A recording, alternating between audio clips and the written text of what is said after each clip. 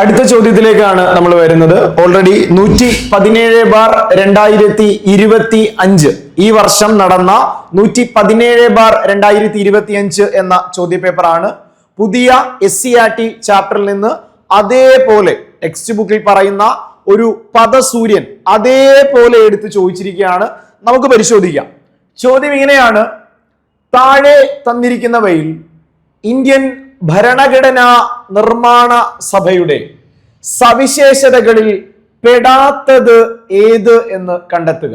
അതായത് കോൺസ്റ്റിറ്റ്യൂഷൻ, ഭരണഘടന എന്ന ഭാഗത്ത് നിന്നുള്ളൊരു ചോദ്യമാണ്. അതിൽ തന്നെ ഇന്ത്യയുടെ ഭരണഘടന നിർമ്മിച്ച ഭരണഘടനാ നിർമ്മാണ സഭ അഥവാ കോൺസ്റ്റിറ്റ്യൂവന്റ് അസംബ്ലി അഥവാ ഭരണഘടനാ നിർമ്മാണ സമിതി, പല പേരുകളിൽ ചോദിക്കും. ഭരണഘടനാ നിർമ്മാണ സഭ, ഭരണഘടനാ നിർമ്മാണ സമിതി, കോൺസ്റ്റിറ്റ്യൂവന്റ് അസംബ്ലിയുമായി ബന്ധപ്പെട്ട് ശരിയായ പ്രസ്താവനകൾ നമുക്ക് നോക്കാം, അല്ലെങ്കിൽ ഇതിൽ പെടാത്തത് ഏതെന്ന് കണ്ടുപിടിക്കാം. ഒന്നാമത്തെ സ്റ്റേറ്റ്മെന്റ്, ഭരണഘടന നിർമ്മിച്ച കാലയളവ് 2 വർഷം 11 മാസം 17 ദിവസമാണ്. ആലോചിച്ച് നോക്കുക. ഇന്ത്യയുടെ ഭരണഘടന 1946 46 ഡിസംബർ 6 ഭരണഘടനാ നിർമ്മാണ സഭ രൂപീകരിച്ചത്. എന്നാൽ 1950 ജാനുവരി 26 ഭരണഘടന രൂപീകരിച്ച് നിലവിൽ വരുന്നത്. ആലോചിച്ച് നോക്ക്. 2 വർഷം 11 മാസം 17 ദിവസം. എങ്ങനെയാ ഇന്ത്യൻ ഭരണഘടന നിർമ്മിക്കാനെടുത്ത കാലയളവ്, ആ ഒരു ടേം, ആ ഒരു ടെന്വർ നോക്കിയാൽ 2 വർഷം 11 മാസം 17 ദിവസം എന്ന് പാഠപുസ്തകത്തിൽ പറയുന്നു. ഒന്നാമത്തെ സ്റ്റേറ്റ്മെന്റ് ശരിയാണ്. ഇനി ആദ്യ സമ്മേളനം, ഭരണഘടനാ നിർമ്മാണ സഭയുടെ ആദ്യത്തെ മീറ്റിംഗ് 46 ഡിസംബർ 6 രൂപീകരിച്ച കോൺസ്റ്റിറ്റ്യൂവന്റ് അസംബ്ലി 3 ദിവസങ്ങൾക്കിപ്പുറം 46 ഡിസംബർ 9 ആദ്യത്തെ മീറ്റിംഗ്. ആ പോയിന്റ് ശ്രദ്ധിക്ക്. 1946 ഡിസംബർ 6 രൂപീകരിച്ചു. 1946 ഡിസംബർ 9 ഫസ്റ്റ് മീറ്റിംഗ്. എത്ര കാലാവധി? 2 വർഷം 11 മാസം 17 ദിവസം എടുക്കുന്നു. ഇനി നോക്കിക്കേ. ഡ്രാഫ്റ്റിംഗ് കമ്മിറ്റിയുടെ ചെയർമാൻ ജവഹർലാൽ നെഹ്റു എന്നൊരു പ്രസ്താവനയുണ്ട്. ഈ ചോദ്യത്തിൽ തെറ്റായ പ്രസ്താവന അത് തന്നെയാണ്. അതായത് നമുക്കറിയാം, ഭരണഘടനാ നിർമ്മാണ സഭയിൽ പ്രധാനപ്പെട്ട 8 കമ്മിറ്റികളാണ് ഉണ്ടായിരുന്നത്. മേജർ കമ്മിറ്റികൾ 8 ആയിരുന്നു. ഓക്കെ, ആകെ 22 കമ്മിറ്റികൾ ഉണ്ടായിരുന്നു. ഭരണഘടനാ നിർമ്മാണ സഭയിൽ ആകെ 22 കമ്മിറ്റികൾ. അതിൽ മേജർ കമ്മിറ്റികളുടെ എണ്ണം 8 കമ്മിറ്റി, പ്രധാനപ്പെട്ട മേജർ കമ്മിറ്റികൾ. അതിൽ ഭരണഘടനയുടെ കരട് ഡ്രാഫ്റ്റ് എഴുതി തയ്യാറാക്കിയ കമ്മിറ്റിയാണ് ഡ്രാഫ്റ്റിംഗ് കമ്മിറ്റി. ഏതാ? Drafting committee. സ്ഥിരമായി ചോദിക്കുന്ന ഒരു ചോദ്യമാണ്, എല്ലാവർക്കും കിട്ടുന്ന ഒരു മാർക്കാണ്, കളയരുത്, ശ്രദ്ധിച്ചേ. അതായത് ഭരണഘടനാ നിർമ്മാണ സഭയിലെ പ്രധാനപ്പെട്ട 8 കമ്മിറ്റികളിലെ, മേജർ കമ്മിറ്റികളിലെ ഡ്രാഫ്റ്റിംഗ് കമ്മിറ്റിയിലെ അധ്യക്ഷൻ, ചെയർമാൻ ആരെന്ന് ചോദിച്ചാൽ ഡോക്ടർ BR അംബേദ്കർ ആണ്. ഇന്ത്യൻ ഭരണഘടനാ ശില്പിയായ ഡോക്ടർ BR അംബേദ്കർ ആണ് ഡ്രാഫ്റ്റിംഗ് കമ്മിറ്റിയുടെ അധ്യക്ഷൻ. 7 പേരുൾപ്പെടുന്ന കമ്മിറ്റിയാണ് ഡ്രാഫ്റ്റിംഗ് കമ്മിറ്റി. എക്സാമിന് സ്ഥിരം ചോദ്യമാണ്. ഓക്കെ, നാലാമത്തെ സ്റ്റേറ്റ്മെന്റ്, താഴെ കൊടുത്തിരിക്കുന്നതിൽ അല്ലെങ്കിൽ ഭരണഘടനാ നിർമ്മാണ സഭയിൽ തിരഞ്ഞെടുക്കപ്പെട്ട അധ്യക്ഷനായത് ഡോക്ടർ രാജേന്ദ്ര പ്രസാദ് ആണ്. അതായത് ഈ ഭരണഘടനാ നിർമ്മാണ സഭ 1946 ഡിസംബർ 6 രൂപീകരിച്ച് 46 ഡിസംബർ 9 ആദ്യ യോഗം ചേർന്ന്, അതുപോലെ ആദ്യമേ ഒരു താൽക്കാലിക അധ്യക്ഷനെ തിരഞ്ഞെടുക്കുന്നുണ്ട്. അതായത് മുതിർന്ന അംഗമായ ഡോക്ടർ സച്ചിദാനന്ദ സിൻഹ. എക്സാമിന് സ്ഥിരമായി ചോദിക്കുന്നു, ഭരണഘടനാ നിർമ്മാണ സഭയുടെ താൽക്കാലിക അധ്യക്ഷൻ ഡോക്ടർ സച്ചിദാനന്ദ സിൻഹ എന്ന് പഠിക്കാം. എന്നാൽ ചോദ്യം എന്താ? തിരഞ്ഞെടുക്കപ്പെട്ട അധ്യക്ഷൻ. കോൺസ്റ്റിറ്റ്യൂവന്റ് അസംബ്ലി തന്നെ അവരുടെ അംഗങ്ങളിൽ നിന്ന് ഒരു അംഗത്തെ അധ്യക്ഷനായി ഭരണഘടനാ നിർമ്മാണ സഭയുടെ ചെയർമാനായി തിരഞ്ഞെടുത്തു. ഡോക്ടർ രാജേന്ദ്ര പ്രസാദിനെ. ഡോക്ടർ രാജേന്ദ്ര പ്രസാദാണ് ഭരണഘടനാ നിർമ്മാണ സഭയുടെ തിരഞ്ഞെടുക്കപ്പെട്ട അധ്യക്ഷൻ അല്ലെങ്കിൽ സ്ഥിരം അധ്യക്ഷൻ. അപ്പൊ ക്ലിയർ ആണ്, ചോദ്യം വ്യക്തമാണ്. തെറ്റായ പ്രസ്താവന സി ഓപ്ഷൻ ആയിരുന്നു. 2 വർഷം 11 മാസം 17 ദിവസം എടുത്ത് ഇന്ത്യൻ ഭരണഘടന രൂപീകരിച്ചു. 2 വർഷം 11 മാസം 17 ദിവസം. 1946 ഡിസംബർ 6 രൂപീകരിച്ച കോൺസ്റ്റിറ്റ്യൂവന്റ് അസംബ്ലി 1946 ഡിസംബർ 9 ആദ്യ യോഗം ചേർന്നു. സ്ഥിര അധ്യക്ഷനായി ഡോക്ടർ രാജേന്ദ്ര പ്രസാദിനെ തിരഞ്ഞെടുത്തു. പ്രധാനപ്പെട്ട 8 കമ്മിറ്റികളിൽ ഡ്രാഫ്റ്റിംഗ് കമ്മിറ്റിയുടെ അധ്യക്ഷൻ ഡോക്ടർ BR അംബേദ്കർ എന്നുകൂടി തിരുത്തി ശരിയാക്കി പഠിക്കുക. ചോദ്യം 4ാമത്തെ ചോദ്യം വന്നത് 117/2025 ചാപ്റ്ററിന്റെ പേര് ഭരണഘടന വഴിയും വഴികാട്ടിയും എന്ന അധ്യായമാണ്. ഭരണഘടന വഴിയും വഴികാട്ടിയും. നമുക്ക് പരിശോധിക്കാം. ആദ്യത്തെ പോയിന്റ്, ഇന്ത്യയുടെ പരമോന്നത നിയമ സംഹിതയാണ് ഇന്ത്യൻ ഭരണഘടന.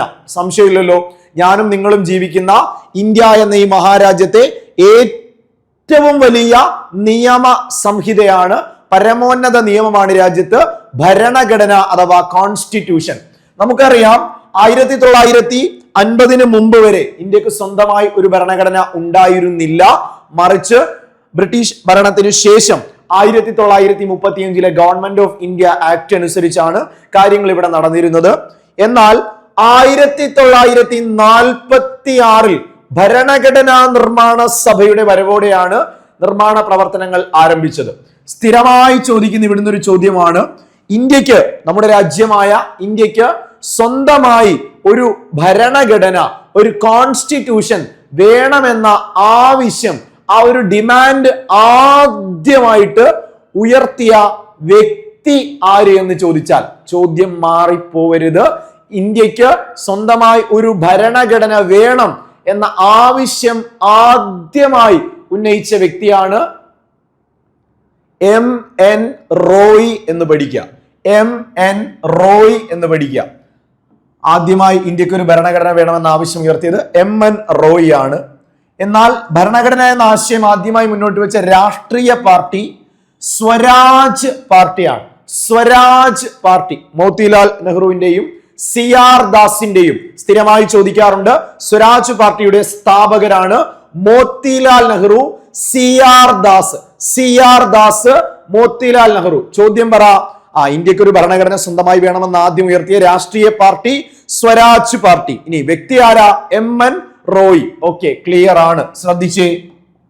ഇനി 1946 ക്യാബിനറ്റ് മിഷന്റെ നിർദ്ദേശപ്രകാരമാണ്. ആ പോയിന്റ് കൃത്യമായിട്ട് ശ്രദ്ധിക്കുക.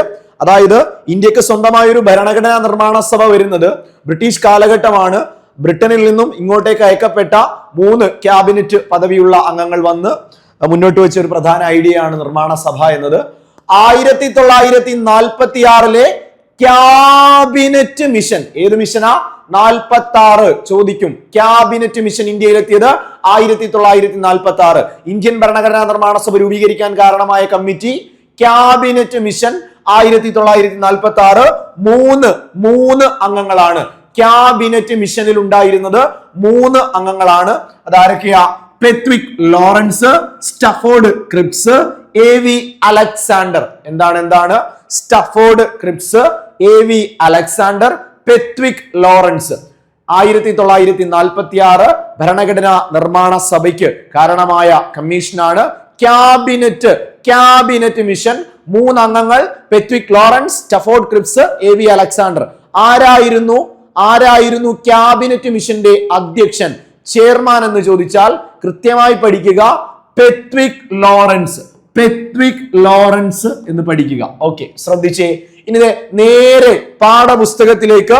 ഭരണഘടന വഴിയും വഴികാട്ടിയും, പുതിയ SCERT ചാപ്റ്റർ. ഇത് നോക്കി നിങ്ങൾ പറ, ചോദ്യം വേറെ എവിടുന്നും അല്ല വന്നത്, ഈ ഒരൊറ്റ ഭാഗത്ത് നിന്നാണ്. നമുക്ക് പരിശോധിക്കാം. ഭരണഘടനാ നിർമ്മാണ സഭ സവിശേഷതകൾ 1ാമത്തെ കോളത്തിൽ പറയുന്നു. ആദ്യത്തെ സമ്മേളനം, നിങ്ങൾ പറ, ആദ്യ സമ്മേളനം 1946 ഡിസംബർ 9 ആദ്യ സമ്മേളനം. ശരിയാണല്ലോ, ക്ലിയർ. ഇനി തിരഞ്ഞെടുക്കപ്പെട്ട അധ്യക്ഷൻ doctor Rajendra Prasad. Text book തന്നെയല്ലേ? ഓക്കെ, ക്ലിയർ ആണ്. ഇനി ഭരണഘടനയെ അംഗീകരിച്ച് ഒപ്പുവെച്ചത്, ഓക്കെ, അതായത് ഭരണഘടനയെ അംഗീകരിച്ചത് എന്ന് പഠിക്കുക. ഭരണഘടനാ നിർമ്മാണ സഭ ഭരണഘടനയെ അംഗീകരിച്ച ഡേറ്റ് 1949 നവംബർ മാസം 26-ാം തീയതി. ചോദ്യം എന്താ? ഇന്ത്യൻ ഭരണഘടനയെ ഭരണഘടനാ നിർമ്മാണ സഭ അംഗങ്ങൾ അംഗീകരിച്ചത് 1949 നവംബർ മാസം 26-ാം തീയതി. ഭരണഘടനാ ദിനം നവംബർ 26 നിയമദിനം നവംബർ 26 തെറ്റിപ്പോവരുത്. ഇനി നോക്കിക്കേ, ഭരണഘടന നിലവിൽ വന്നത് 1950 ജാനുവരി 26. ഇന്ത്യയുടെ ഭരണഘടന നിലവിൽ വന്നത് 1950 ജാനുവരി 26-ാം തീയതി എന്ന് പഠിക്കുക. ഇന്ത്യ റിപ്പബ്ലിക്കായി മാറി. ഇന്ത്യ ഒരു റിപ്പബ്ലിക്കായി മാറി എന്നതുകൂടി അറിയുക. ഓക്കെ, ഇനി നോക്കിക്കേ, ഡ്രാഫ്റ്റിംഗ് കമ്മിറ്റിയുടെ chairman doctor BR Ambedkar. Drafting കമ്മിറ്റിയുടെ ചെയർമാൻ ഡോക്ടർ BR അംബേദ്കർ. പഠിച്ചതാണല്ലോ, ടെക്സ്റ്റ് ബുക്കിൽ നിന്ന് തന്നെയാണ് ചോദ്യം. ലാസ്റ്റ് പോയിന്റിലേക്ക് വാ. നിർമ്മാണ കാലയളവ് 2 വർഷം 11 മാസം 17 ദിവസം. ക്ലിയർ ആണ്, വ്യക്തമാണ്. ശ്രദ്ധിക്ക്. ഡ്രാഫ്റ്റിംഗ് കമ്മിറ്റിയുടെ ചെയർമാൻ അംബേദ്കർ. ആദ്യ സമ്മേളനം ഡിസംബർ 9 46, അംഗീകരിച്ചത് 49 നവംബർ 26, ഭരണഘടന നിലവിൽ വന്നത് 50 ജനുവരി 26, കാലാവധി 2 വർഷം 11 മാസം അല്ലെങ്കിൽ 17 ദിവസം. ക്ലിയർ ആണ്, വ്യക്തമാണ്. പാഠപുസ്തകം കൃത്യമായി നിങ്ങൾ റെഫർ ചെയ്യണം. ഓക്കെ, ഇനി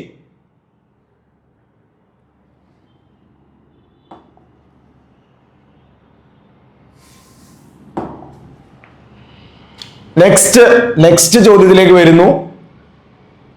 5ാമത്തെ ചോദ്യമാണ്. ചോദ്യത്തിലേക്ക് വരാം. ഞങ്ങളുടെ കുട്ടികൾക്ക് പഠിക്കാൻ സൗകര്യം നൽകിയില്ല എങ്കിൽ കാണായ പാഠങ്ങളിലെല്ലാം മുട്ടിപ്പുല്ല് കുരിപ്പിക്കും.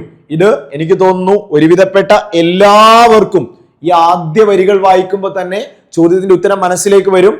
ആര് അല്ലെങ്കിൽ ഈ കേരളത്തിലെ ഏത് പ്രധാനപ്പെട്ട സാമൂഹ്യ പരിഷ്കർത്താവ്, സോഷ്യൽ റിഫോമറുടെ വാക്കുകളാണ് എന്നായിരിക്കും ചോദ്യം. ഞങ്ങളുടെ കുട്ടികൾക്ക് പഠിക്കാൻ സൗകര്യം നൽകിയില്ല എങ്കിൽ, അപ്പോൾ വിദ്യാഭ്യാസവുമായി ബന്ധപ്പെട്ട് ഏതോ ഒരു പെർട്ടിക്കുലർ കമ്മ്യൂണിറ്റിയെ മാറ്റി നിർത്തിയതിനെതിരായിട്ട് ഒരു സാമൂഹ്യ പരിഷ്കർത്താവ് പറയുകയാണ്. ഞങ്ങളുടെ കുട്ടികൾക്ക് പഠിക്കാൻ സൗകര്യം നൽകിയില്ല എങ്കിൽ കാണായ പാഠങ്ങളിലെല്ലാം മുട്ടിപ്പുല്ല് കുരിപ്പിക്കും.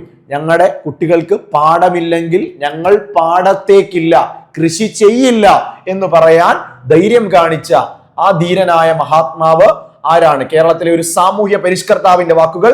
അദ്ദേഹം ആരാണ്? വക്കം അബ്ദുൽ ഖാദർ മൗലവി, സുബ്രഹ്മണ്യ ഭാരതി, പൊയ്കയിൽ ശ്രീ കുമാര ഗുരുദേവൻ, മഹാത്മാ അയ്യങ്കാളി. ഒരു സംശയവും വേണ്ട, മഹാത്മാ അയ്യങ്കാളിയുടെ വാക്കുകളാണ്. പാഠപുസ്തകത്തിൽ നിങ്ങൾ വരുമ്പോ ഓൾഡ് SCERT ആണ്, 8ാമത്തെ ചാപ്റ്റർ ആണ്. നവ കേരള സൃഷ്ടിക്കായി, സാമൂഹ്യ ശാസ്ത്രത്തിലെ നവ കേരള സൃഷ്ടിക്കായി എന്ന ഒരു ചാപ്റ്റർ ആണ്. പുതിയ SCERT ആണെങ്കിൽ കേരളം ആധുനികതയിലേക്ക് എന്നൊരു ചാപ്റ്റർ കൂടി കാണാൻ കഴിയും. ഇനി ഇവിടുന്ന് ഫസ്റ്റ് പേജിൽ നിന്ന് ഓൾറെഡി ചോദ്യം വന്നിട്ടുണ്ട്.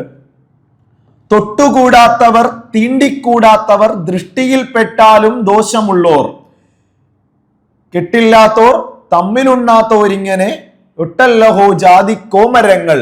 ആരുടെ, ഏത് കവിയുടെ വരികളാണ് എന്ന് പാഠത്തിൽ പറയുന്നു. തൊട്ടുകൂടാത്തവർ, തീണ്ടിക്കൂടാത്തവർ, ദൃഷ്ടിയിൽപ്പെട്ടാലും ദോഷമുള്ളോർ, കെട്ടില്ലാത്തവർ, തമ്മിലുണ്ണാത്തവർ, ഇങ്ങനെ ഒട്ടല്ലയോ ജാതിക്കോമരങ്ങൾ. ആരുടെ വാക്കുകളാ? കുമാരനാശാൻ. ആശയ ഗംഭീരൻ. കുമാരനാശാൻ എന്ന ആശയ ഗംഭീരൻ എന്ന് വിളിക്കുന്ന കുമാരനാശാന്റെ ദുരവസ്ഥ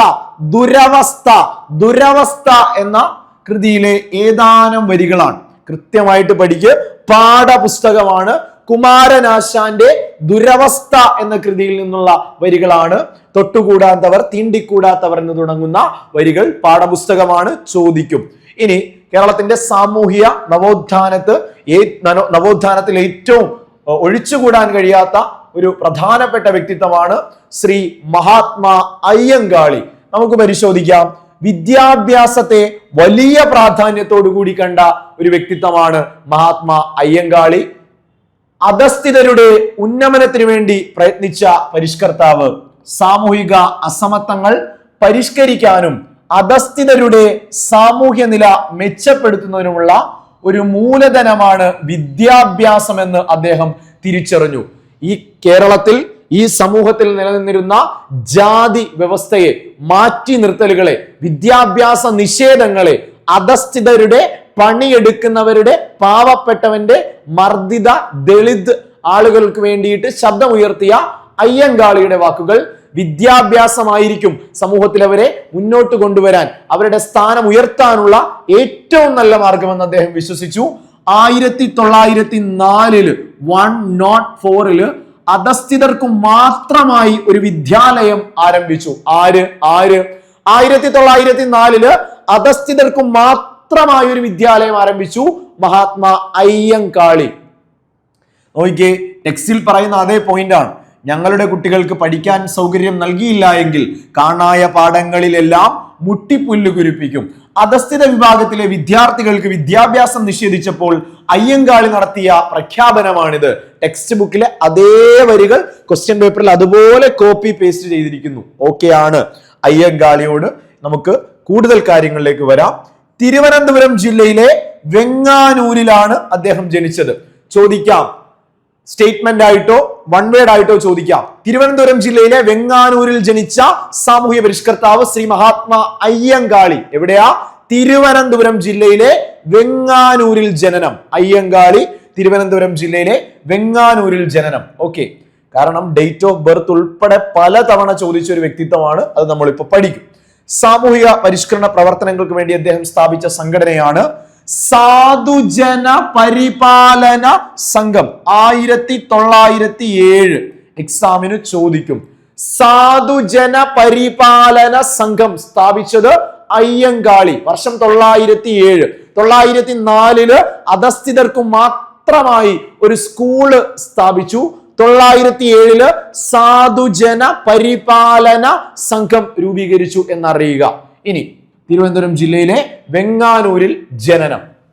തിരിച്ചു വാ, എല്ലാവരും വാ, ടെക്സ്റ്റ് ബുക്കിലേക്ക് നോക്ക്. പൂർണ്ണമായും പാഠപുസ്തകമാണ് പറയുന്നത്. വില്ലുവണ്ടി യാത്ര എന്ന് കേട്ടിട്ടില്ലേ? വില്ലുവണ്ടി യാത്ര, ചരിത്രത്തിലേക്ക് ഒരു വില്ലുവണ്ടി യാത്ര. 1893. ശ്രദ്ധിക്കണേ, 904 അധസ്ഥിതർക്ക് മാത്രമായ ഒരു സ്കൂള്, 907 സാധുജന പരിപാലന സംഘം, 1893 1893 1893 വില്ലുവണ്ടി യാത്ര. വില്ലുവണ്ടി യാത്ര വെരി വെരി വെരി ഇമ്പോർട്ടന്റ്. ശ്രദ്ധിച്ചേ, 1893 വെങ്ങാനൂരിലെ പൊതുവഴിയിലൂടെ ഒരു വില്ലുവണ്ടിയിൽ യാത്ര ചെയ്ത് അയ്യങ്കാളി സാമൂഹ്യ വിലക്കുകളെ ലംഘിച്ചു. നമുക്കറിയാം, ആ കാലഘട്ടത്തിൽ ഒരേ വഴിയിലൂടെ, പൊതുനിരത്തുകളിലൂടെ എല്ലാവർക്കും സഞ്ചരിക്കാൻ പോലും സാധ്യമായിരുന്നില്ല. ആളുകൾക്ക് പ്രത്യേകമായ വഴികൾ, അതിരുകൾ, കടമ്പകൾ ഉണ്ടായിരുന്ന ഒരു കാലഘട്ടം. അവിടെ അധസ്ഥിത വിഭാഗത്തിന് നേതൃത്വം കൊടുത്തുകൊണ്ട് വെങ്ങാനൂരിലെ പൊതുനിരത്തുകളിലൂടെ വില്ലുവണ്ടിയുമായി 1893 ചരിത്രയാത്ര നടത്തുന്നു അയ്യങ്കാളി. അധസ്ഥിതരുടെ സഞ്ചാര സ്വാതന്ത്ര്യത്തിന്, ആ പോയിന്റ് ശ്രദ്ധിക്കുക, സഞ്ചാര സ്വാതന്ത്ര്യത്തിന് തുടക്കം കുറിച്ച അയ്യങ്കാളി തിരുവിതാംകൂറിലെ മുഖ്യ നിരത്തുകളിലൂടെ വില്ലുവണ്ടിയിൽ സഞ്ചരിച്ച് ചരിത്രം സൃഷ്ടിച്ചു. ഇമ്പോർട്ടന്റ്. തിരുവനന്തപുരം ജില്ലയിലെ വെങ്ങാനൂരിൽ ജനിച്ച അയ്യങ്കാളി 904 അധസ്ഥിതർക്ക് മാത്രമായി വിദ്യാഭ്യാസ സ്ഥാപനം ആരംഭിച്ചു. 907 സാധുജന പരിപാലന സംഘം ആരംഭിച്ചു. 1893 വില്ലുവണ്ടി യാത്ര നടത്തുന്നു. ഇനി കല്ലുമാല സമരം കേട്ടിട്ടുണ്ടോ നിങ്ങൾ? കല്ലുമാല സമരം 1915. അധസ്ഥിത വിഭാഗത്തിൽപ്പെട്ട സ്ത്രീകൾ, പേരിൽ തന്നെയുണ്ട് മാല, കല്ലുകൊണ്ടുള്ള മാല എന്നത് ആ പേരിൽ തന്നെ ഉണ്ടല്ലോ. തീർച്ചയായും അതുതന്നെയാണ്. അധസ്ഥിത വിഭാഗങ്ങൾക്ക് മറ്റ് ആഭരണങ്ങൾ ധരിക്കാൻ വിലക്കുണ്ടായിരുന്നു. ഇഷ്ടമുള്ളത് ധരിക്കാൻ, ഇഷ്ടമുള്ളത് സ്ഥലങ്ങളിൽ പോകാൻ കഴിയാത്ത അവസ്ഥ. ആലോചിച്ച് നോക്ക്. കല്ലുകൊണ്ടുള്ള മാലകൾ മാത്രമേ അനുവദിച്ചിരുന്നുള്ളൂ. ഇഷ്ടം കൊണ്ട് ഇഷ്ടമുള്ള മാലകൾ ഇടാം, അങ്ങനെയല്ല. ഇവിടെ അത് മാത്രമേ ഇടാൻ പാടുള്ളൂ എന്ന തരത്തിലുള്ള നിയന്ത്രണത്തിനെതിരെയാണ് സമരം. സോ അധസ്ഥിത വിഭാഗത്തിൽപ്പെട്ട സ്ത്രീകൾ കല്ലുമാല ആഭരണമായി ധരിക്കുന്നവരായിരുന്നു.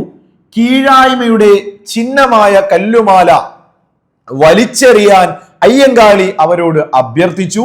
അങ്ങനെ അവർ വലിച്ചെറിഞ്ഞ കല്ലുമാലകൾ 4-5 അടി ഉയരത്തിൽ കുമിഞ്ഞുകൂടി എന്നതാണ്. രണ്ട് പ്രധാനപ്പെട്ട അദ്ദേഹത്തിന്റെ ഇടപെടലുകൾ: വില്ലുവണ്ടി യാത്ര 1893, 1915 കല്ലുമാല സമരം കൂടി ഓർക്കുക. ഇനി അവർണജാതിക്കാർക്ക് പൊതുനിരത്തിലുകളിലൂടെയുള്ള സഞ്ചാര സ്വാതന്ത്ര്യം, അധസ്ഥിത വിഭാഗത്തിൽപ്പെട്ട കുട്ടികൾക്ക് സ്കൂൾ വിദ്യാഭ്യാസം, സഞ്ചാര സ്വാതന്ത്ര്യം, സ്കൂൾ വിദ്യാഭ്യാസം, തൊഴിലെടുക്കുന്നവർക്ക് കൂലി വർധന എന്നിവ ഈ സംഘടനയുടെ ലക്ഷ്യങ്ങളായിരുന്നു. 1907 സ്ഥാപിച്ച സാധുജന പരിപാലന സംഘം സഞ്ചാര സ്വാതന്ത്ര്യം, വിദ്യാഭ്യാസ പ്രവേശനം, കൂലി വർദ്ധിപ്പിക്കൽ തുടങ്ങിയ ആവശ്യങ്ങൾ അവർ ഉയർത്തുകയുണ്ടായി. ഇനി അധസ്ഥിത വിഭാഗങ്ങളുടെ നേതാവെന്ന നിലയിൽ പ്രസിദ്ധനായ മഹാത്മാ അയ്യങ്കാളി ശ്രീമൂലം പ്രജാസഭയിൽ അംഗമായി. നമുക്കറിയാം 1904 രൂപീകരിച്ച ശ്രീമൂലം പ്രജാസഭയിൽ അയ്യങ്കാളി അംഗമായിരുന്നു. പ്രസ്താവന ശരിയാണ് എന്ന് മനസ്സിലാക്കാം. അയ്യങ്കാളിയുടെ പ്രവർത്തനങ്ങളെ ഇന്ത്യയുടെ രാഷ്ട്രപിതാവായ ഗാന്ധിജി പ്രകീർത്തിച്ചു. ക്ലിയർ ആണ്. മഹാത്മാ അയ്യങ്കാളി, തിരുവനന്തപുരം ജില്ലയിലെ വെങ്ങാനൂരിൽ ജനനം എന്നതുകൂടി ഓർക്കുക. പ്ലസ് അദ്ദേഹത്തിന്റെ ജന്മ ഡേറ്റ് ടെക്സ്റ്റ് ബുക്കിൽ ഇല്ല എങ്കിലും ഇത് പ്രീവിയസ് ചോദ്യമാണ്. 1863 ആഗസ്റ്റ് മാസം 28 മുൻ വർഷ ചോദ്യമാണ്. മഹാത്മാ അയ്യങ്കാളിയുടെ ജന്മദിനം 1863 ഓഗസ്റ്റ് മാസം 28 1863 1863 ഓഗസ്റ്റ് 28 1863 ഓഗസ്റ്റ് 28 മഹാത്മാ അയ്യങ്കാളി തിരുവനന്തപുരം ജില്ലയിലെ വെങ്ങാനൂരിൽ ജനിച്ചു. 1893 വില്ലുവണ്ടി യാത്ര, 915 കല്ലുമാല, 907 സാധുജന പരിപാലന സംഘം, 904 വിദ്യാഭ്യാസ സ്ഥാപനം ആരംഭിച്ചു. ക്ലിയർ ആണ്. ഓക്കെ, ശ്രദ്ധിക്കൂ.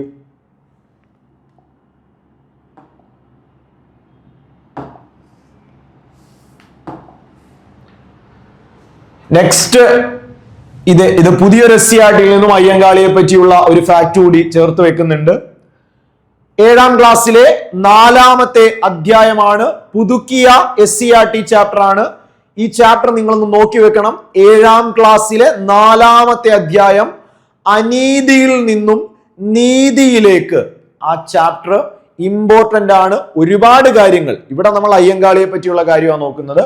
7ാം ക്ലാസ്സിലെ 4ാമത്തെ അധ്യായം, അനീതിയിൽ നിന്നും നീതിയിലേക്ക്. നോക്കിക്കേ, വിത്ത് ചിത്രം കൊടുത്തിട്ടുണ്ട്. ഊരൂട്ടമ്പലത്തെ സർക്കാർ UP വിദ്യാലയം ഇനി അയ്യങ്കാളി പഞ്ചമി സ്മാരക വിദ്യാലയം എന്നറിയപ്പെടും. തിരുവനന്തപുരം ജില്ലയിലെ ഊരൂട്ടമ്പലം UP സ്കൂള് ഇനി മുതൽ അറിയപ്പെടുന്നത് അയ്യങ്കാളി പഞ്ചമി സ്മാരക വിദ്യാലയം എന്ന പേരിലാണ്. ഊരൂട്ടമ്പലം സർക്കാർ UP സ്കൂൾ ഇനി മുതൽ അയ്യങ്കാളി പഞ്ചമി സ്മാരക ഗവൺമെന്റ് UP സ്കൂൾ എന്നറിയപ്പെടും. കുടിപ്പള്ളിക്കൂടമായിരുന്ന ഊരൂട്ടമ്പലം UP സ്കൂളിലായിരുന്നു ചരിത്രം മാറ്റിമറിച്ച സമരത്തിന് അയ്യങ്കാളി തുടക്കം കുറിച്ചത്. ഇതിന് പിന്നിൽ ഒരു ചരിത്രപരമായ പ്രാധാന്യമുണ്ട്. ആ കാലഘട്ടമാണ്, സ്കൂൾ പ്രവേശനം നിഷേധിച്ചിരുന്ന സമയമാണ്. അയ്യങ്കാളി പഞ്ചമി എന്ന കുട്ടിയുമായി, അയ്യങ്കാളി വിത്ത് പഞ്ചമി എന്ന കുട്ടിയുമായി എന്തു ചെയ്യുന്നു?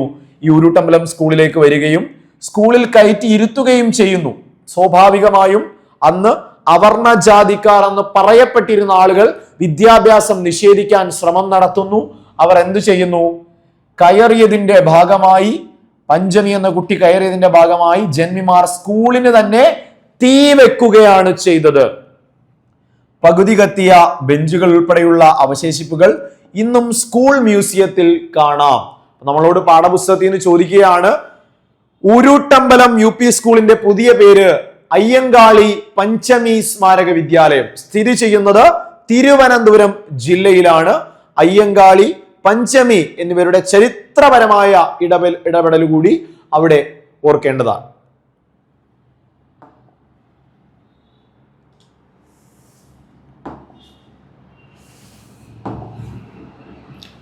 ഓക്കെ, അതേ ചാപ്റ്ററിൽ തന്നെ വളരെ പ്രാധാന്യത്തോടു കൂടി നഞ്ചിയമ്മ എന്നൊരു ഭാഗം പറയുന്നുണ്ട്.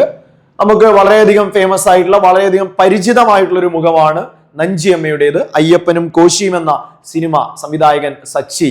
അതുപോലെ 2020 ദേശീയ ചലച്ചിത്ര പുരസ്കാരം നമ്മുടെ ടെക്സ്റ്റ് ബുക്കിൽ പറയുന്നത് പാലക്കാട് ജില്ലയിലെ അട്ടപ്പാടിയിലെ ഇരുള, ആ പോയിന്റ് നോട്ട് ചെയ്തേടാ, പാലക്കാട് ജില്ലയിലെ അട്ടപ്പാടിയിലെ ഇരുള എന്ന ഗോത്ര വിഭാഗത്തിൽ നിന്നുള്ള നഞ്ചിയമ്മയ്ക്കായിരുന്നു 2020 രാജ്യത്തെ മികച്ച ഗായികയ്ക്കുള്ള ദേശീയ ചലച്ചിത്ര പുരസ്കാരം ലഭിച്ചത്. പാലക്കാട് അട്ടപ്പാടിയിലെ ഇരുള വിഭാഗത്തിൽപ്പെട്ട നഞ്ചിയമ്മ എന്ത് ലഭിച്ചു? ദേശീയ ചലച്ചിത്ര പുരസ്കാരം, മികച്ച ഗായിക 2020 പുരസ്കാരം ലഭിച്ചു. ഗോത്ര വിഭാഗത്തിൽ നിന്നും ഈ പുരസ്കാരം നേടുന്ന ആദ്യത്തെ ആളാണ് നഞ്ചിയമ്മ. ആ പോയിന്റ് ശ്രദ്ധിക്കുക. പാലക്കാട് അട്ടപ്പാടിയിലെ ഇരുള എന്ന ഗോത്രമാണ്. ഗോത്ര വിഭാഗത്തിൽ നിന്നും ദേശീയ ചലച്ചിത്ര പുരസ്കാരം മികച്ച ഗായിക നേടുന്ന ആദ്യത്തെ ആളാണ് നഞ്ചി അമ്മ.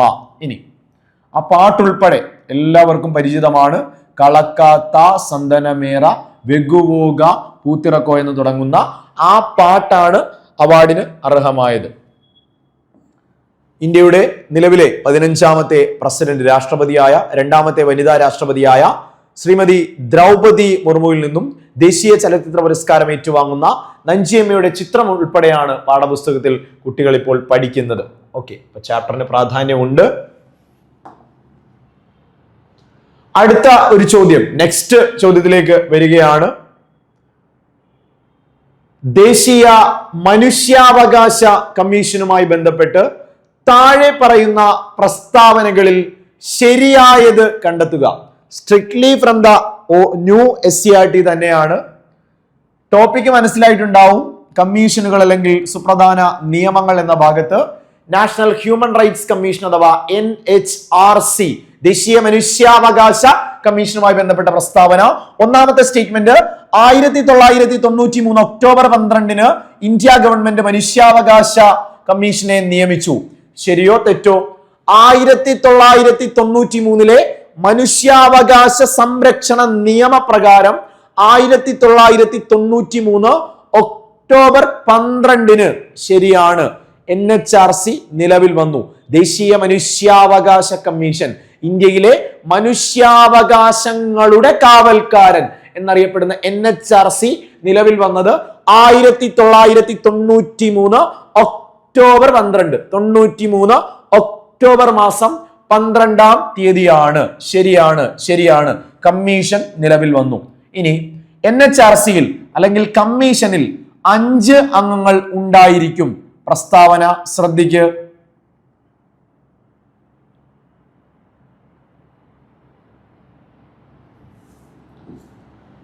ആകെ 6 പേരാണുള്ളത്. 1+5 ആണ്. ആകെ 6 അംഗങ്ങളാണുള്ളത്. NHRCയിലെ ആകെ അംഗങ്ങൾ 6 പേരാണ്. ഒരു ചെയർപേഴ്സണും 5 അംഗങ്ങളും, ഒരു ചെയർപേഴ്സണും 5 അംഗങ്ങളും ഉണ്ടാവും എന്ന് പഠിക്കുക. ആകെ 6 പേരുണ്ട്. ആദ്യ ചെയർമാൻ ജസ്റ്റിസ് രംഗനാഥ മിശ്ര ആയിരുന്നു. ദേശീയ മനുഷ്യാവകാശ commission NHRC, national human rights കമ്മീഷന്റെ പ്രഥമ ചെയർമാൻ. എല്ലാ പ്രാവശ്യവും ചോദിക്കുന്ന ചോദ്യം, രംഗനാഥ മിശ്ര. നിലവിൽ ഈ 2025 നിലവിലെ NHRC ചെയർമാൻ വി രാമസുബ്രഹ്മണ്യം എന്ന് പഠിക്കുക. വി രാമസുബ്രഹ്മണ്യം എന്ന് പഠിക്കുക. ഓക്കെ, ഇനി പരാതികളുടെ അടിസ്ഥാനത്തിൽ കേസ് എടുക്കുന്നതിന് കമ്മീഷന് അധികാരം ഉണ്ട് എന്നുകൂടി അറിയുക. പരാതിയുടെ അടിസ്ഥാനത്തിൽ കേസ് എടുക്കുന്നതിന് കമ്മീഷന് അധികാരമുണ്ട്. അപ്പോൾ നമുക്ക് ഇവിടുന്ന് തിരുത്തി പഠിക്കാം. പൂർണ്ണമായി ടെക്സ്റ്റ് ബുക്കിലേക്ക് വരാം. 9ാം ക്ലാസ്സിലെ 7ാമത്തെ ചാപ്റ്റർ പുതുക്കിയ പാഠപുസ്തകങ്ങളിലെ പുതിയ SCERT ആണ്. 9ാം ക്ലാസ്സിലെ 7ാമത്തെ പാഠം ജനാധിപത്യത്തിന്റെ വ്യാപനം സ്ഥാപനങ്ങളിലൂടെ.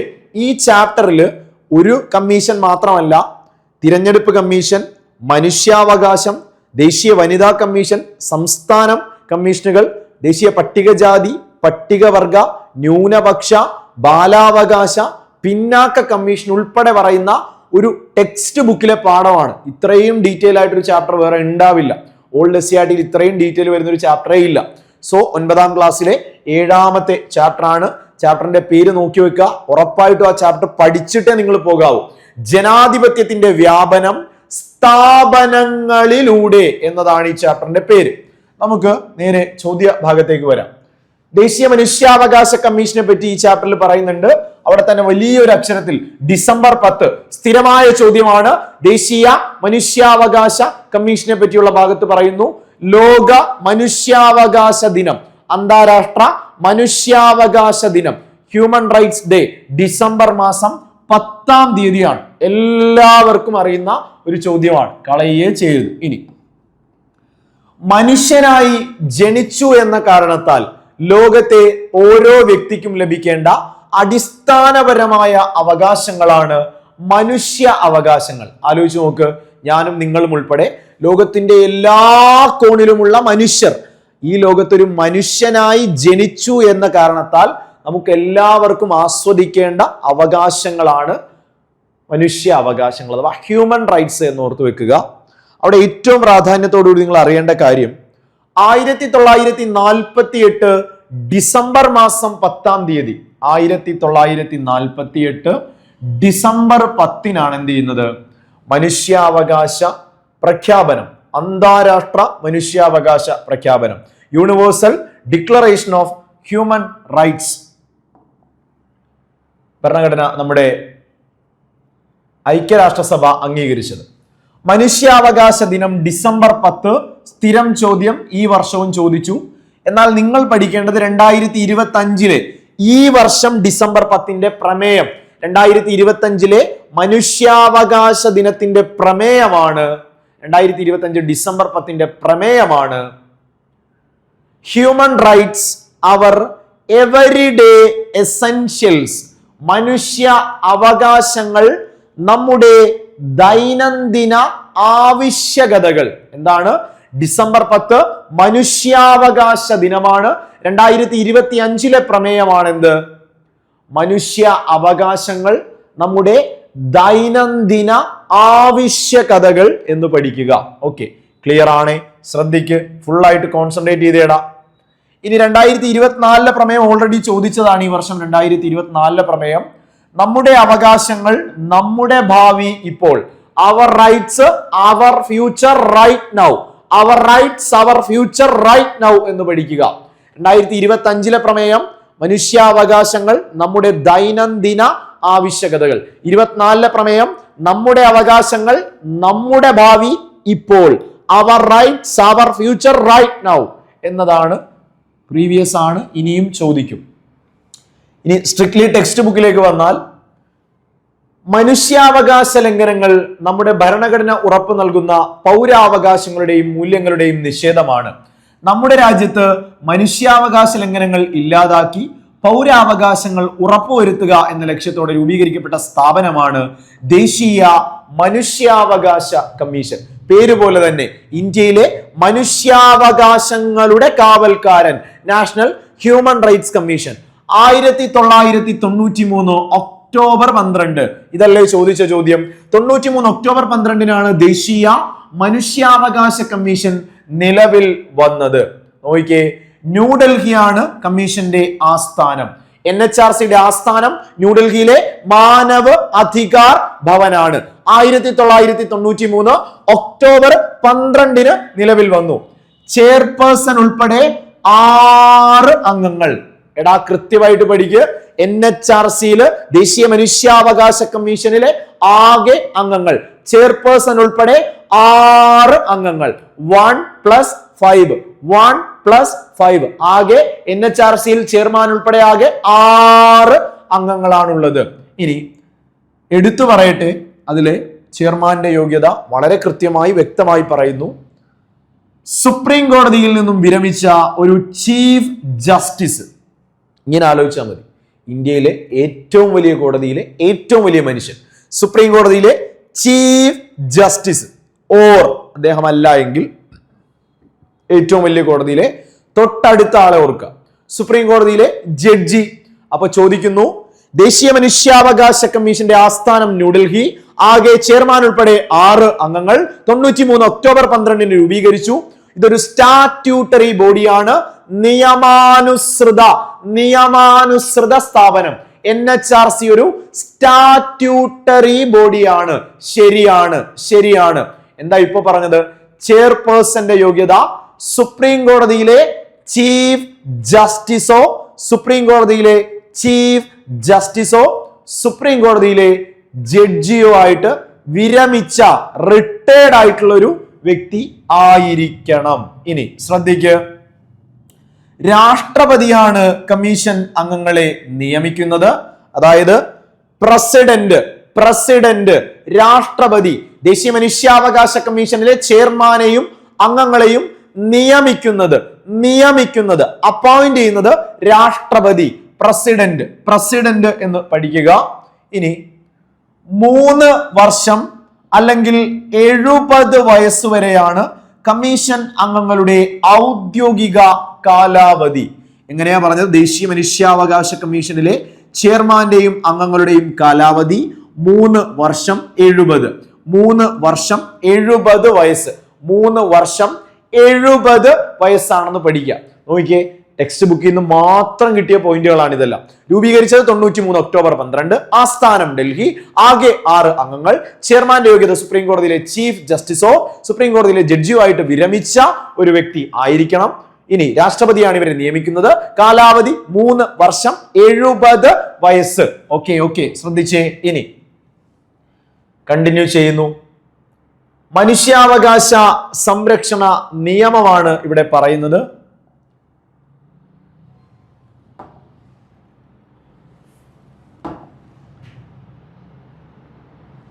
കമ്മീഷന്റെ പ്രഥമ അധ്യക്ഷൻ ജസ്റ്റിസ് രംഗനാഥ മിശ്ര, നിലവിലെ അധ്യക്ഷൻ വി രാമ സുബ്രഹ്മണ്യമാണ്. ഓക്കെ, നമുക്ക് നോക്കാം. ടെക്സ്റ്റിൽ ക്ലിയർ അല്ലാത്തതുകൊണ്ട് ഈ ഒരു ഭാഗം നമുക്ക് വായിക്കാം.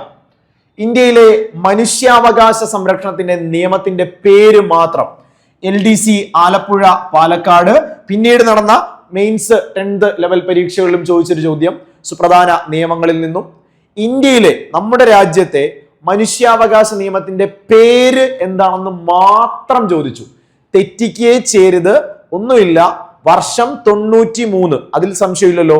1993 മനുഷ്യാവകാശ സംരക്ഷണ നിയമം. വേറൊന്നും ആഡ് ചെയ്യണ്ട, സിമ്പിൾ ആയിട്ട് പഠിക്ക്. 1993 മനുഷ്യാവകാശ സംരക്ഷണ നിയമം എന്നാണ് നിയമത്തിന്റെ പേര്. ഇനി മനുഷ്യാവകാശ സംരക്ഷണത്തിനും അനുബന്ധ കാര്യങ്ങൾക്കുമായി ദേശീയ തലത്തിലും സംസ്ഥാന തലത്തിലും മനുഷ്യാവകാശ കമ്മീഷനുകളും മനുഷ്യാവകാശ കോടതികളും സ്ഥാപിക്കാൻ നിർദ്ദേശിച്ചുകൊണ്ട് നിലവിൽ വന്ന നിയമമാണ് മനുഷ്യാവകാശ നിയമം. ഇനി ടെക്സ്റ്റ് ബുക്കിൽ പറയുന്നു, ഇന്ത്യയിൽ മനുഷ്യാവകാശ സംരക്ഷണ നിയമം 93 നിലവിൽ വരുന്നത് 93 സെപ്റ്റംബർ 28. 2 ഡേറ്റുകൾ പാഠപുസ്തകത്തിൽ പറയുന്നു, സ്ഥിരമായി ചോദിക്കുന്നതുമാണ്. എന്താ ചോദ്യം? ഈ നിയമം നിലവിൽ വന്നത്, നിയമം പാസ്സായത് എന്ന് ചോദിച്ചാൽ 1993 സെപ്റ്റംബർ 28 1993 എന്ന് പഠിക്കുക. എന്നാൽ അതേസമയം നിങ്ങളോട് ചോദിക്കുകയാണ്, സ്ഥാപനം NHRC എന്ന കമ്മീഷൻ നിലവിൽ വന്നതാണ് 93 ഒക്ടോബർ 12. 2 കാര്യങ്ങൾ, 2 ഉത്തരങ്ങൾ, 2 ഡേറ്റുകൾ, മാറിപ്പോവരുത്. 2 വർഷങ്ങളും സ്ഥിരമായി ചോദിക്കുന്നതാണ്. നിയമം പാസ്സായത്, നിയമം നിലവിൽ വന്നത് 93 സെപ്റ്റംബർ 28. NHRC എന്ന മനുഷ്യാവകാശ കമ്മീഷൻ നിലവിൽ വന്നത് 1993 ഒക്ടോബർ 12. ക്ലിയർ ആയിരിക്കണം, ക്ലാരിറ്റി ഉണ്ടാവണം. ഇനി നമുക്ക് നോക്കാം. ഇത് പ്രകാരമാണ് ദേശീയ സംസ്ഥാന തലങ്ങളിൽ ഇത് രൂപപ്പെട്ടത്. നമ്മൾ പറഞ്ഞു, ദേശീയ കമ്മീഷന്റെ രൂപീകരണം, ചെയർപേഴ്സൺ ഉൾപ്പെടെയുള്ള അംഗങ്ങളുടെ നിയമനം, നീക്കം ചെയ്യൽ കാലാവധി. നിയമിച്ചത് പ്രസിഡന്റ്, നീക്കം ചെയ്യുന്നത് പ്രസിഡന്റ്. കാലാവധി 3 വർഷം 70 വയസ്സ്. ഇനി പ്രവർത്തികൾ, അധികാരങ്ങൾ തുടങ്ങിയവ ഈ നിയമത്തിൽ പ്രതിപാദിക്കുന്നു. ടെക്സ്റ്റ് ബുക്കിലും പ്രവർത്തികൾ പറയുന്നുണ്ട്, നമുക്കത് പറയാം. കമ്മീഷന്റെ അന്വേഷണ നടപടിക്രമങ്ങൾ: റിപ്പോർട്ട് സമർപ്പിക്കൽ. എക്സാമിന് ചോദിച്ചു, ദേശീയ മനുഷ്യാവകാശ കമ്മീഷൻ വാർഷിക റിപ്പോർട്ട് സമർപ്പിക്കേണ്ടത് കേന്ദ്ര സർക്കാർ, സെൻട്രൽ ഗവൺമെന്റിന്. ഈ വർഷം 2025 ചോദിച്ച ചോദ്യമാണ്. അപ്പൊ ആലോചിച്ച് നോക്ക്, ദേശീയ മനുഷ്യാവകാശ കമ്മീഷൻ അവരുടെ വാർഷിക റിപ്പോർട്ട് കേന്ദ്ര സർക്കാരിന് സമർപ്പിക്കുന്നു. എന്നാൽ NHRCയിലെ 6 അംഗങ്ങളെയും നിയമിക്കുന്നത്, നീക്കം ചെയ്യുന്നത്, രാജി സ്വീകരിക്കുന്നത് പ്രസിഡന്റ്. വാർഷിക റിപ്പോർട്ട് NHRC സമർപ്പിക്കുന്നത് കേന്ദ്ര സർക്കാരിനാണ്. ശമ്പളവും ആനുകൂല്യങ്ങളും നൽകുന്നത് കേന്ദ്ര സർക്കാരാണ്. അപ്പൊ എപ്പോഴും പറയുന്ന പോലെ ഇങ്ങനെ ആലോചിക്കുക, അങ്ങോട്ട് വാർഷിക റിപ്പോർട്ട് കേന്ദ്രത്തിന് കൊടുത്തു, കേന്ദ്രം തിരിച്ച് ശമ്പളം ഇങ്ങോട്ട് കൊടുത്തു എന്ന് ഓർത്തു വെക്കുക. വാർഷിക റിപ്പോർട്ട് സമർപ്പിക്കേണ്ടത് കേന്ദ്രത്തിന്, അതുപോലെ ശമ്പളവും ആനുകൂല്യങ്ങളും തിരിച്ചു നൽകുന്നത് കേന്ദ്ര സർക്കാരാണ് എന്നതാണ് പ്രത്യേകത. ഇനി കമ്മീഷനുകളുടെ രൂപീകരണം, പ്രവർത്തന, അന്വേഷണ നടപടിക്രമങ്ങൾ എന്നിവയും നിയമത്തിൽ പറയുന്നു. ജീവനും സ്വാതന്ത്ര്യത്തിനും തുല്യ പരിഗണനയ്ക്കും അന്തസ്സിനും വേണ്ടി ഭരണഘടന ഉറപ്പു നൽകിയിട്ടുള്ളതോ ഇന്ത്യ അംഗീകരിച്ച അന്തർദേശീയ ഉടമ്പടികൾ പ്രകാരം നടപ്പിൽ വരുത്തുന്നതോ ആയ അവകാശങ്ങളാണ് മനുഷ്യ അവകാശങ്ങൾ. അതായത് നമ്മുടെ ഭരണഘടന ഉറപ്പു നൽകുന്ന അവകാശങ്ങളാവാം, ഇന്റർനാഷണൽ ലെവലിൽ ഇപ്പൊ UDHR പോലെയുള്ള കാര്യങ്ങളിൽ പൊതുവായി പറയുന്ന അവകാശങ്ങളുമാവാം. മനുഷ്യാവകാശങ്ങൾ എന്ന ടൈറ്റിലിൽ ഉൾപ്പെടുത്തുക, അതിൽ വരിക. ഇനി ചുമതലകൾ പാഠപുസ്തകത്തിൽ വളരെ ക്ലിയർ ആയിട്ട് പറയുന്നു. ചുമതലകൾ കൂടി നമുക്ക് പരിശോധിക്കാം. ഒന്നാമതായിട്ട്, മനുഷ്യാവകാശ കമ്മീഷൻ എന്തായിരിക്കും ചെയ്യുക? മനുഷ്യാവകാശ ലംഘനങ്ങൾ നടക്കുന്ന പ്രശ്നങ്ങളിൽ, പരാതികളിൽ അന്വേഷണം നടത്തുന്നു. നോക്കിയേ, ക്ലിയർ ആണ്. ഇനി മനുഷ്യാവകാശ കമ്മീഷൻ മനുഷ്യാവകാശ പരാതികളിൽ അന്വേഷണം നടത്തുന്നു. മനുഷ്യാവകാശ ലംഘനങ്ങൾ സംബന്ധിച്ച് കോടതി നടപടികളിൽ കക്ഷി ചേരുന്നു. ആ പോയിന്റ് ശ്രദ്ധിക്കുക. ഇനി കോടതിയുടെ അനുമതിയോടുകൂടി കോടതിയിൽ നടക്കുന്ന ഏതെങ്കിലും ഒരു മനുഷ്യാവകാശ പ്രശ്നത്തിൽ കക്ഷി ചേരാൻ കമ്മീഷന് കഴിയും. ആദ്യം പറഞ്ഞ അന്വേഷണത്തിന്റെ അകത്ത് സ്ഥിരമായി ചോദിക്കുന്ന ഒരു ചോദ്യമാണ്, NHRCക്ക് സുയോ മോട്ടോ അധികാരം. എന്തധികാരമാ? സുയോ മോട്ടോ. അതായത് സ്വമേധയാ കേസെടുത്ത് അന്വേഷിക്കാനുള്ള അധികാരം. ദേശീയ മനുഷ്യാവകാശ കമ്മീഷന് സ്വമേധയാ കേസെടുത്ത് അന്വേഷിക്കാനുള്ള അധികാരം ഉണ്ട്. സുയോ മോട്ടോ എന്നായിരിക്കും സ്റ്റേറ്റ്മെന്റിൽ വരിക. NHRCക്ക് സുയോ മോട്ടോ അധികാരം ഉണ്ടായിരിക്കും. ശരിയാണ്. വാർത്തകളിൽ കാണാറില്ലേ, മനുഷ്യാവകാശ കമ്മീഷൻ സ്വമേധയാ കേസെടുത്തു. ശരി. രണ്ടാമത് പറഞ്ഞത്, കോടതിയുടെ അണ്ടറിൽ ഇരിക്കുന്ന വിഷയങ്ങളിൽ അനുമതിയോടുകൂടി കക്ഷി ചേരാം. ഇനി ജയിലുകൾ, പുനരധിവാസ കേന്ദ്രങ്ങൾ മുതലായവ സന്ദർശിച്ച് പരിഷ്കരണ നിർദ്ദേശങ്ങൾ സമർപ്പിക്കുക. ആ പോയിന്റും പ്രീവിയസ് ആയിട്ട് ചോദിച്ചത് കൂടിയാണ്. NHRC ജയിലുകളും മറ്റ് സംരക്ഷണ കേന്ദ്രങ്ങളും സന്ദർശിക്കുകയും ആവശ്യമായ മാർഗനിർദ്ദേശങ്ങൾ സമർപ്പിക്കുകയും ചെയ്യുന്നു. ആദ്യം പറഞ്ഞു അന്വേഷണം നടത്താം, സ്വമേധയാ അന്വേഷണം നടത്താമെന്ന് പറഞ്ഞു. കോടതിയുടെ കീഴിലുള്ള വിഷയങ്ങളിൽ അനുമതിയോടുകൂടി കക്ഷി ചേരാൻ കഴിയും. ജയിലുകൾ, സംരക്ഷണ കേന്ദ്രങ്ങൾ എന്നിവ സന്ദർശിച്ച് വേണ്ട മാർഗനിർദ്ദേശങ്ങൾ നൽകാം. ഇനി നോക്കിയേ, മനുഷ്യാവകാശ പരിരക്ഷാ സംവിധാനങ്ങളുടെ നിർവഹണവും ഫലപ്രാപ്തിയും വിലയിരുത്തി നിർദ്ദേശങ്ങൾ നൽകുക. രാജ്യത്ത് പ്രോപ്പറായിട്ടാണ് ഈ ദേശീയ സംസ്ഥാന കമ്മീഷനുകൾ, കോടതികളെല്ലാം വർക്ക് ചെയ്യുന്നുണ്ട്. മനുഷ്യാവകാശം ഒരു പരിധിവരെ ആളുകൾക്ക് പ്രോപ്പറായിട്ട് ലഭിക്കുന്നുണ്ട് എന്നുള്ളത് മോണിറ്റർ ചെയ്യാൻ, ഉറപ്പുവരുത്താനും ഇവർ ഇടപെടുന്നു. ഇനി അന്തർദേശീയ കരാറുകൾ, മനുഷ്യാവകാശത്തെ സംബന്ധിച്ച് അന്തർദേശീയ കരാറുകൾ, പ്രഖ്യാപനങ്ങൾ തുടങ്ങിയവ വിശകലനം ചെയ്ത് നടപടികൾ സ്വീകരിക്കുക. ഇപ്പൊ ലോകത്ത് വന്ന UDHRന്റെ ഒരു ഇമ്പാക്റ്റ് ആണ് ലോകത്ത് എല്ലായിടത്തും ഇത്തരത്തിലുള്ള കമ്മീഷനുകൾ വന്നത്. അതുപോലെ ഇനി ഭാവിയിൽ പുതുതായി വരുന്ന അന്താരാഷ്ട്ര ഉടമ്പടികൾ, പ്രഖ്യാപനങ്ങളൊക്കെ പഠിച്ച് വിശകലനം ചെയ്ത് രാജ്യത്തിന് ആവശ്യമായ രീതിയിൽ അതിനെ ഇംപ്ലിമെന്റ് ചെയ്യാനുള്ള നിർദ്ദേശങ്ങൾ ഗവൺമെന്റിന് നൽകാം. നിയമപാലകർ ഉൾപ്പെടെയുള്ള പൊതുസേവകരുടെ ഭാഗത്തു നിന്നുണ്ടാകുന്ന മനുഷ്യാവകാശ ലംഘനങ്ങളും ഇവയെ തടയുന്നതിൽ വരുത്തുന്ന വീഴ്ചകളും പരിശോധിച്ച് നടപടികൾ സ്വീകരിക്കുക.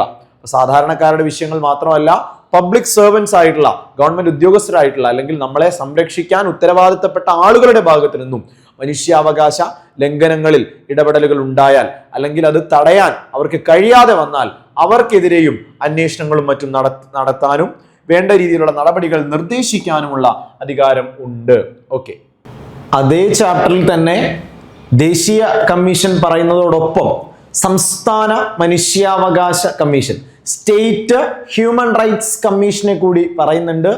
ഈ ടെക്സ്റ്റിൽ നിന്ന് തന്നെ കേരള സംസ്ഥാന മനുഷ്യാവകാശ കമ്മീഷൻ രൂപീകരിച്ച വർഷം, മാസം, ഡേറ്റ് ഓൾറെഡി ഇതേ വർഷം ഒന്നിലധികം തവണ ചോദിച്ചും കഴിഞ്ഞു. സോ നമുക്ക് നോക്കാം. സംസ്ഥാന മനുഷ്യാവകാശ കമ്മീഷൻ, ദേശീയ മനുഷ്യാവകാശ കമ്മീഷന് സമാനമായി അതാത് സംസ്ഥാനങ്ങളിൽ മനുഷ്യാവകാശ കമ്മീഷനുകൾ നിലവിലുണ്ട്. 1998 ഡിസംബർ 11 എഴുതി പഠിക്കുക. കേരള സംസ്ഥാന മനുഷ്യാവകാശ കമ്മീഷൻ 1998 ഡിസംബർ മാസം 11, 98 ഡിസംബർ 11, 98 ഡിസംബർ 11 കേരള സംസ്ഥാന മനുഷ്യാവകാശ കമ്മീഷൻ നിലവിൽ വന്നു. ചെയർപേഴ്സൺ ഉൾപ്പെടെ 3 അംഗങ്ങൾ. ദേശീയ കമ്മീഷനിലാകെ 6 പേരെന്ന് പഠിച്ചുവെങ്കിൽ സംസ്ഥാനത്ത് നേരെ പകുതി, 1+2. സംസ്ഥാന മനുഷ്യാവകാശ കമ്മീഷനിൽ ആകെ ഒരു ചെയർപേഴ്സൺ പ്ലസ് 2 അംഗങ്ങൾ, രൂപീകരിച്ചത് 98 ഡിസംബർ 11 എന്നതാണ്.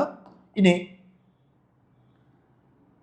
ചെയർപേഴ്സന്റെ യോഗ്യതയിലേക്ക് വന്നാൽ, വിരമിച്ച ഹൈക്കോടതി ചീഫ് ജസ്റ്റിസ്, ദേശീയ തലത്തിൽ സുപ്രീം കോടതിയിലെ ചീഫ് ജസ്റ്റിസോ സുപ്രീം കോടതിയിലോ ജഡ്ജി ആണെങ്കിൽ സംസ്ഥാനത്തെ ഏറ്റവും വലിയ കോടതി ഇവിടെ ആലോചിക്കുക.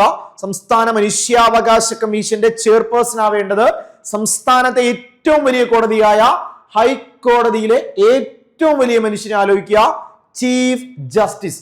സോ സംസ്ഥാന മനുഷ്യാവകാശ കമ്മീഷനിൽ ആകെ 3 പേര്, ഒരു ചെയർപേഴ്സൺ, 2 അംഗങ്ങൾ. ചെയർപേഴ്സൺ ആവാനുള്ള യോഗ്യത സംസ്ഥാന ഹൈക്കോടതിയിലെ ചീഫ് ജസ്റ്റിസോ സംസ്ഥാന ഹൈക്കോടതിയിലെ ഒരു ജഡ്ജിയോ ആവാനുള്ള യോഗ്യത വിരമിച്ച ആൾ എന്ന് പറയുന്നു. ഇനി ഗവർണറാണ് കമ്മീഷൻ അംഗങ്ങളെ നിയമിക്കുന്നത്. ഇവിടെ ഒരു പ്രത്യേകതയുണ്ട്. അതായത് സംസ്ഥാന മനുഷ്യാവകാശ കമ്മീഷൻ, സ്റ്റേറ്റ് ഹ്യൂമൻ റൈറ്റ്സ് കമ്മീഷനിൽ SHRCയിലെ ചെയർപേഴ്സണെയും അംഗങ്ങളെയും നിയമിക്കുന്നത് ഗവർണറാണ്. പക്ഷേ സംസ്ഥാന മനുഷ്യാവകാശ കമ്മീഷനിലെ ചെയർമാനെയും അംഗങ്ങളെയും നീക്കം ചെയ്യുന്നത്, സംസ്ഥാനത്ത് നിയമിച്ചത് ഗവർണർ ആണെങ്കിലും നീക്കം ചെയ്യുന്നത് രാഷ്ട്രപതി, പ്രസിഡന്റ് ആണ്. സ്ഥിരമായി ചോദിക്കുന്നു, ക്ലിയർ ആയിട്ട് പഠിക്കാം. നിയമിച്ചത് ഗവർണർ, നീക്കം ചെയ്യുന്നത് പ്രസിഡന്റ്. സംസ്ഥാന മനുഷ്യാവകാശ കമ്മീഷനിലെ ചെയർമാനെയും അംഗങ്ങളെയും നീക്കം ചെയ്യുന്നത് പ്രസിഡന്റ് ആണ്. നിലവിലെ കേരള സംസ്ഥാന മനുഷ്യാവകാശ കമ്മീഷന്റെ അധ്യക്ഷൻ അലക്സാണ്ടർ തോമസ്. വളരെ ഇമ്പോർട്ടന്റ് ആണ്. നിലവിൽ കേരള സംസ്ഥാന മനുഷ്യാവകാശ കമ്മീഷന്റെ അധ്യക്ഷൻ അലക്സാണ്ടർ തോമസ് എന്ന് പഠിക്കാം. ഇനി 7ാമത്തെ ചോദ്യമാണ്. 145/2025 ഏറ്റവും അവസാനമായി നടന്നൊരു പരീക്ഷ കൂടിയാണ്. 145/2025 വയനാട്ടിലെ കുറിച്യ കലാപവുമായി ബന്ധപ്പെട്ട പ്രസ്താവനകൾ ഏതെല്ലാം? ആദ്യം തന്നെ മനസ്സിലാക്കാം, കുറിച്യ കലാപം വയനാട് ജില്ലയിലാണ്. അതുമായി ബന്ധപ്പെട്ട പ്രസ്താവനകൾ പരിശോധിക്കുക. 145/2025 ചോദ്യപേപ്പർ. ഒന്നാമത്തെ പോയിന്റ്, ബ്രിട്ടീഷുകാർ അമിത നികുതി ചുമത്തിയതാണ് ഒരു കാരണം. ബ്രിട്ടീഷുകാര് അമിതമായ നികുതി, ടാക്സ് അടിച്ചേൽപ്പിച്ചു. രണ്ടാമത്തെ പോയിന്റ്, നികുതി എങ്ങനെ തന്നെ കൊടുക്കണം? പണമായി തന്നെ അടയ്ക്കാൻ നിർബന്ധിച്ചു. നികുതി അമിതമായി കൂട്ടുകയാണ് ഉണ്ടായത്, അല്ലെങ്കിൽ കൂട്ടി. രണ്ടാമത് പറയുന്നു, നികുതി പണമായി തന്നെ അടയ്ക്കാൻ നിർബന്ധിച്ചു. നികുതി അടയ്ക്കാൻ കഴിയാത്തവരുടെ കൃഷിഭൂമി പിടിച്ചെടുത്തു. നികുതി അടയ്ക്കാൻ കഴിയാത്തവരുടെ കൃഷിഭൂമി പിടിച്ചെടുത്തു. ആ പോയിന്റ് ശ്രദ്ധിക്ക്. ആദ്യം പറഞ്ഞു ബ്രിട്ടീഷുകാർ നികുതി കൂടുതലായിട്ട് ഉയർത്തി, നേരിട്ട് തന്നെ പണമായി അടയ്ക്കാൻ നിർബന്ധിച്ചു. അതുപോലെ നികുതി അടയ്ക്കാൻ കഴിയാത്തവരുടെ കൃഷിഭൂമികൾ പിടിച്ചെടുത്തു. ശരിയായ ഉത്തരമാണ്. എല്ലാ ഉത്തരങ്ങളും ശരിയാണ് എന്നതാണ് ഇവിടെ വരുന്നത്. 145/2025 കുറിച്യ കലാപത്തിന്റെ പ്രധാനപ്പെട്ട കാരണങ്ങളാ പറഞ്ഞത്. വയനാട് ജില്ലയില് കുറിച്യ കലാപം 1812 1812 1812 1812 കുറിച്യ കലാപം വയനാട്ടിലാണ്. ബ്രിട്ടീഷുകാർക്കെതിരെയാണ്. പ്രധാനമായും മനസ്സിലാക്കേണ്ടത് അമിതമായ നികുതി ഏർപ്പെടുത്തുന്നു, പണമായി തന്നെ അടക്കാൻ നിർബന്ധിക്കുന്നു, ഭൂമികൾ കൃഷിഭൂമികൾ പിടിച്ചെടുക്കുന്ന തരത്തിലുള്ള നടപടികൾ.